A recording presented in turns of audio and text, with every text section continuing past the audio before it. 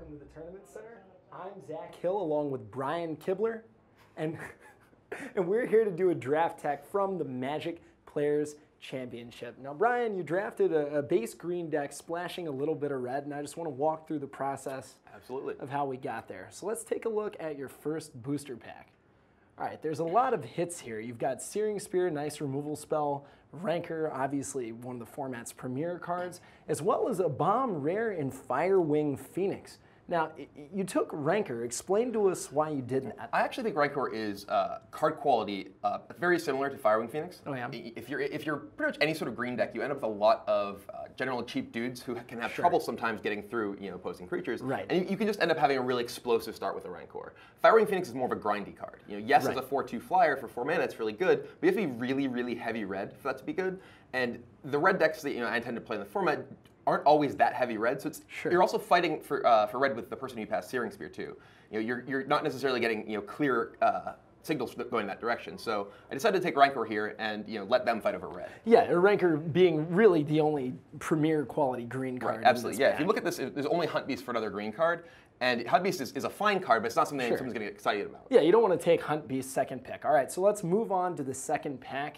We saw one Garrix themed card in Primal Hunt Beast. We're looking at Garrix Pack Leader now. The card you ended up taking another Searing Spear. However, going to your left, other cards, I guess you're not going to move into Battle of Wits here at the Players Championship. What happened with this pick? I think Searing Spear is actually a more powerful card overall than Pack Leader. But here I wanted to try and solidify myself into green, and I'm passing another Searing Spear. It's like, here, you're red.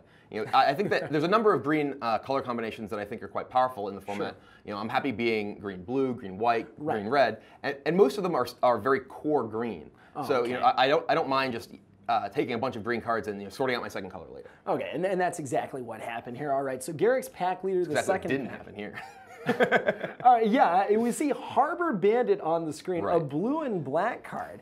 Now, I mean, if we look at this pack, it's, I mean, Quirion Dryad's not embarrassing. Turn to Slag, a decent red removal spell. Titanic Growth, you're going to play in green decks.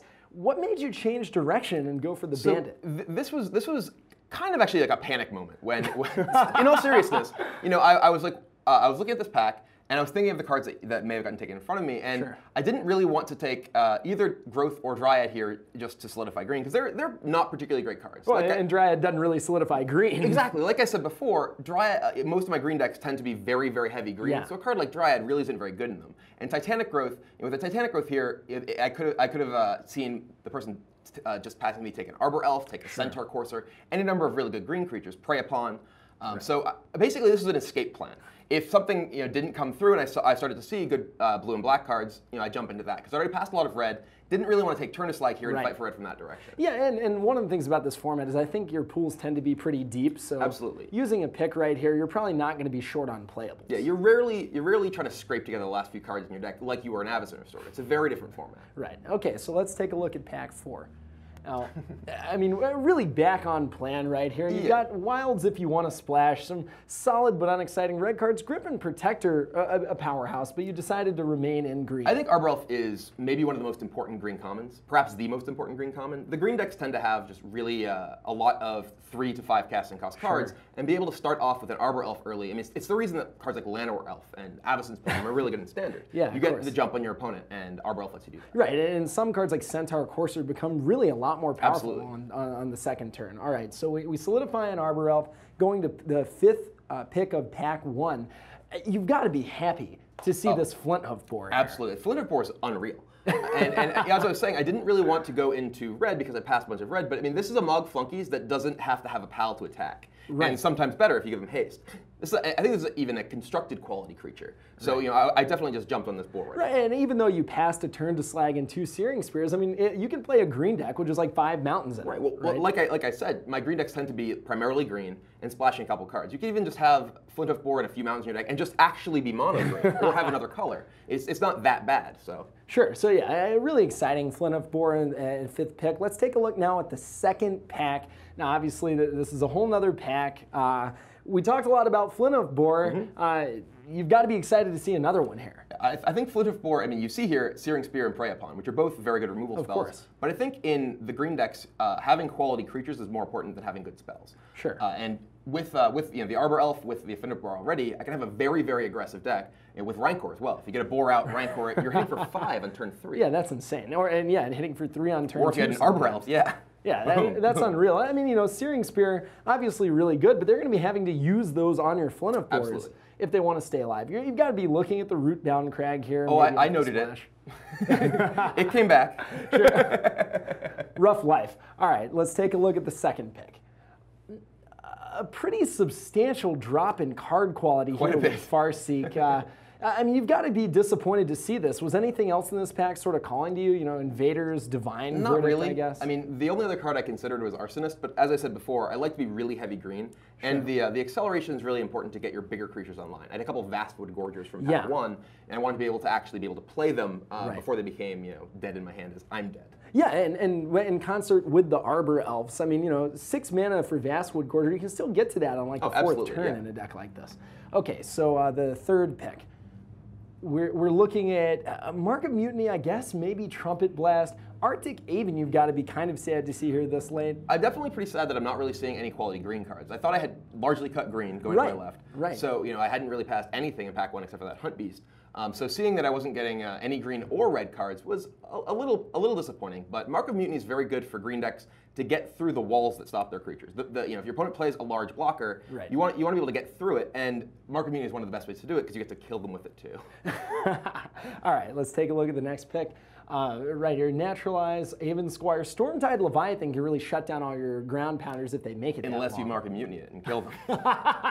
That's a lot of damage right there. It is. Okay, and you ended up taking another Vastwood Gorger here. All right, and then I guess in this next pack, we're looking at Recluse, Primal Hunt Beast. I'd say Recluse frequently a better card. Why Hunt Beast here? Right at this point, I have a couple of Arbor Elves and the Farseek, but don't really have anything in the middle of my curve. I had a couple of Vastwood Gorgers at the top, but I really wanted something to be able to play in the middle there. Deadly Recluse is, it's a good card, and usually I would take Deadly Recluse over Hunt Beast, but given the sort of spaces in my curve that I was missing, I thought the Hunt Beast was a better pick. You've always got to think about your mana curve. All right, finally, let's go into the final pack now. This one's exciting. Yeah, it looks like it. I mean, after you've passed all those Searing Spears, you basically get a big upgrade in Flames of the Firebrand. Anything else in this pack speaking to you? Not really. I mean, that's the card in the pack. I wouldn't really want a Furnace Whelp from this pack because, as I said, I like my deck to be primarily green, largely splashing the additional color. Force Mage, not really a card I generally like to have in almost any of my green decks. But Flames, right. Killing guys, always good. Next pick. We see another Arbor Elf. My buddy. You've talked a lot about this card. I don't guess you're going to take Ground Seal. The only other card, you're talking about mid-range cards, Blade Hunt. I considered Boar here, but I mean, it really doesn't compare to Arbor Elf.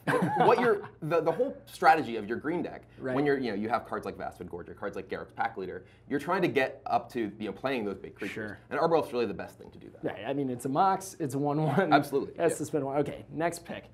Sentinel Spider, probably the best green common, maybe not the most important. No Arbor Elf. It's no Arbor Elf, doesn't get you ahead. Still very close to a Sarah Angel. Was this pick close? I was very happy to get Spider here. I knew that my deck needed a bit of flying defense. I did get a late Deadly Recluse in pack 2. It was actually 13th pick. Oh, so. Rough life. Yeah. Okay. Yeah. So, but here, the Spider was definitely something that I was happy to pick up. Sure. Okay, let's get through the last couple of picks right now. You mentioned Prey Upon earlier. A really good removal spell when you have as much size as you do in green. Absolutely. The green creatures, especially when you have 2 boars in your deck, you're able to pick off pretty much anything on curve, and even sometimes up the curve when you have Prey Upon. Okay, and finally, let's take a look at the last pick here. Oh. I see. Well, you mentioned 13th pick, Deadly Recluse. That's got to say green's a little open, but this is a message loud and clear. Yeah, I picked up the pack and just looked and was just like, oh. Hey, we all knew that we were getting our deck lists before the rounds actually started. Right. So as soon as the draft finished, I'm like, so we're getting a deck list, right? It's like, yeah, okay. Well, I would like to announce I got 5th pick Garrix. So yeah, I mean, there's not many cards I would rather open, let alone get past 5th, than Garrix for a deck like that. And I mean, you see this card in this pack. I mean, how does that make you feel about the draft? Very good. No, I mean, it's very clear that it was very clear in pack 1 that I was one of the few green drafters, at least from that direction. And getting the 4th pick Prey Upon, then clearly 5th pick Garrix. I was pretty sure I was. All right, when we saw you pick up your last match, this is Brian Kibler with the help of a 5th pick Planeswalker. Can't be too upset about that. Let's go back to the tournament, watch some more Magic.